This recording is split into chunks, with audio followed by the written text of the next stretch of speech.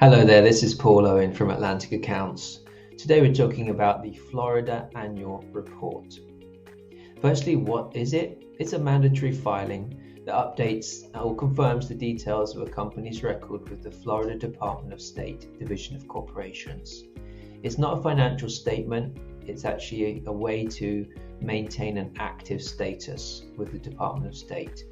It's a record of the principal address, mailing address, authorized persons, and registered agent. It's essential for businesses to file this report each year, whether or not there are any changes to be made. It's essential for all profit corporations.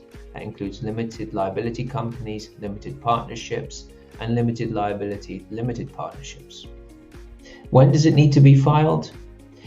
The deadline for filing without the $400 penalty fee is May the 1st, 2024, and reports are due by the third Friday in September to avoid administrative dissolution. So how do we do it? Well, we file the report on the Division of Corporations website, also known as Sunbiz. So let's show you how to do that. Here we are on a browser. First thing to do is just type for Sunbiz. And I select here, if it's showing sunbiz.org, I use that.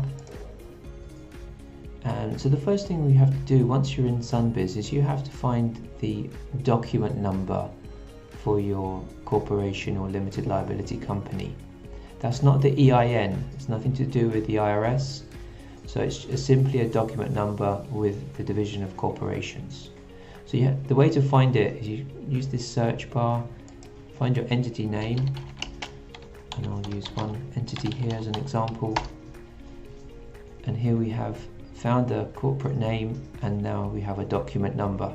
You can just double click there and copy. The next thing you do once you have your document number is then you can simply file that annual report. So you can go back to the Division of Corporations area, and you go in this area of Manage Change Business. Click on File Annual Report. You see the information here is described. You just click on there to file the annual report. You'll then paste in that document number and you go from there.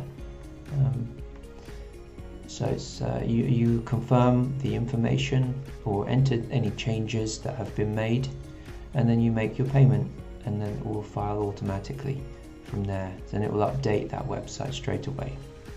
We hope you find this information useful. Make sure to like and subscribe below to see more content that will help you run your business, or visit our website atlanticaccounts.com if you'd like to contact us directly.